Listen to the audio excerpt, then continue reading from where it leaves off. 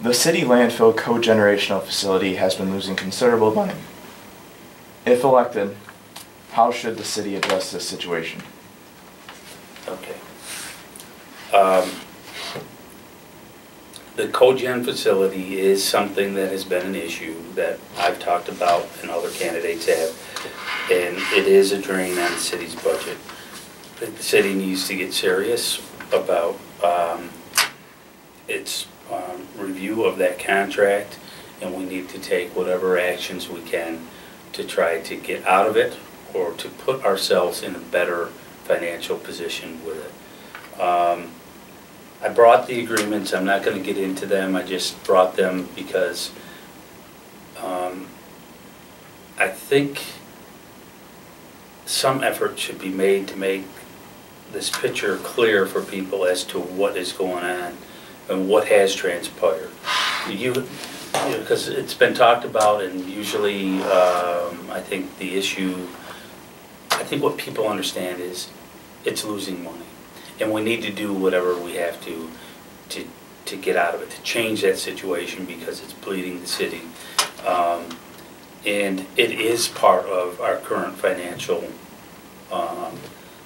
deficit that the manager talks about, the roughly $3.2 or $5 million annual deficits that he foresees. Well, you know, depending on the numbers, somewhere around $1 million of that deficit is directly attributed to money that has to be taken from the general fund balance to pay for losses at the cogen facility.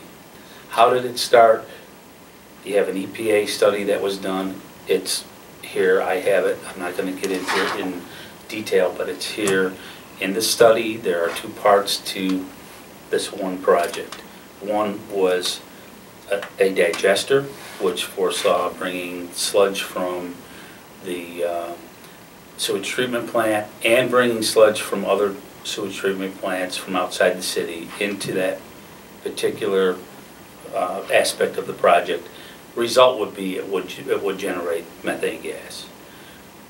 You have what we have going on down there now, which is the methane gas has been directed from the landfill, the methane, which is produced as a result of waste decomposing. So it's piped over to that facility. Well, the project as envisioned had these two streams of methane. You needed both of them to make the project financially viable. And I don't know why, but for whatever reason, the decision was made to do only one part of it.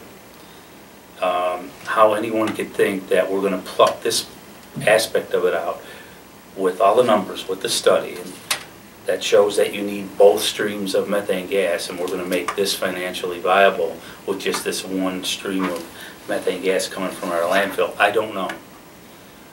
So that's part of the concerns that I have with the decision that is made.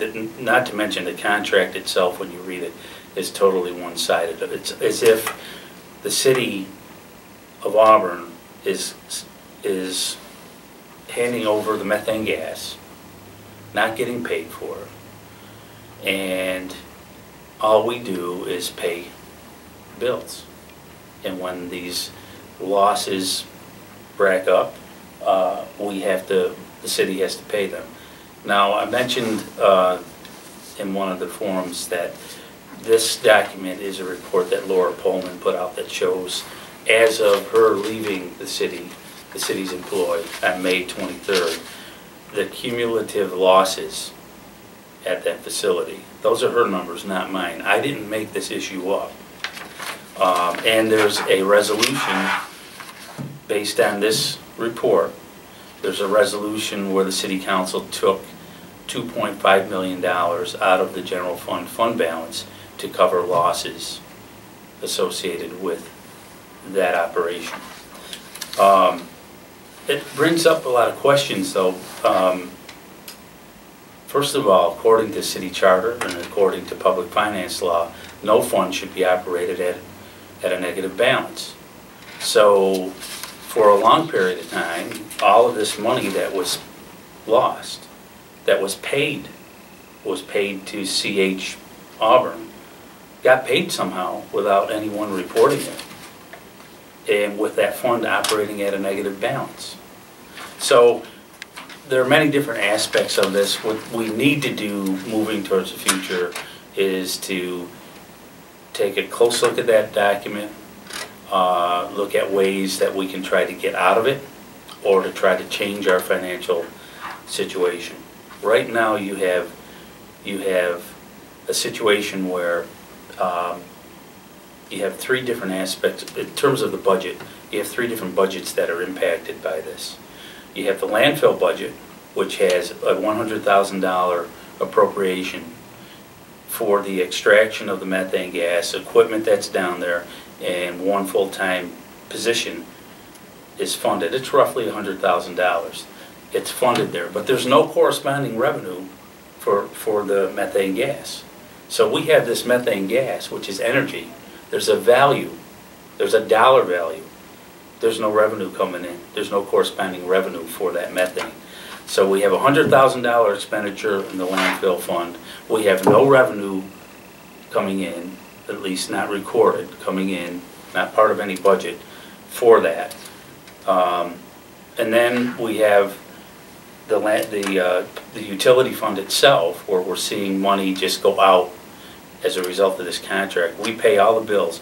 There's a maintenance contract, so something that could have been done by one of the city's diesel mechanics, like change oil in a diesel engine, change glow plugs, properly maintain it, that could have been done by a city employees being done under this contract. And every piece of anything that goes into it, oil, any spark plugs, anything they need, we pay for it. We pay for that person to be there, we pay for all the maintenance, we pay for all the parts that are needed. But you know what we're doing? We're generating electricity at Division Street. What we do down there is, we don't have the diesel motors running, but we do have a contract, or we have an outside source company come in to service the generator. So what you could be doing with an employee servicing the motor, changing oil and stuff like that, it's handled under this contract. It's costing us big money. What you can do in terms of servicing the generator, we already contract with someone who services our generator down at Division Street. This is not a very complicated thing. It could have been handled in a more cost-effective way. Now, what came out of one of the forums that I was in was, the mayor's for, or mayor, I'm for, I was for the digester, which was going to cost a lot of money to install. I didn't say I was for this project as a whole. It's out there, but what I'm saying is, if you're going to do this project, you need to do it in its entirety to make it profitable. There was another option. The other option is you could have done a project such as you see down there now, without having a third party involved, because that's what Seneca Meadows is doing in a big way. And then you can go to other smaller landfills, and they're doing it that way. One of the things that when I started looking into this, getting the various documents, anyone can go online to the EPA website, and they have a listing of all landfill gas to energy projects. Okay, they have them that exist for the whole country. They have this for New York State, and you can look at each one of those projects, the capacity. You could find communities that have a similar sized project using the same type of process to generate electricity. One of the questions I have is, if I could do this in a matter of minutes, download this off the internet, then why couldn't someone at the city do this? Get on the phone and start calling some of these communities before you embark on a project like this and say, hey, we understand you're doing a project, you have a project up and running, we'd like to talk to you about it. How did you do it? How did you structure it? I don't know that any of that was done. I don't think it was. I have never heard anyone say that it was. So I don't mean to be doing Monday morning quarterback. I'm just wondering why things transpired the way they did.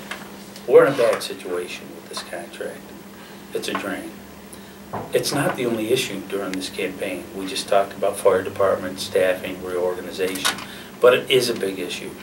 And it is having a big impact on the budget. And we have to find a way to turn that situation around. Either through exercising some means to terminate the contract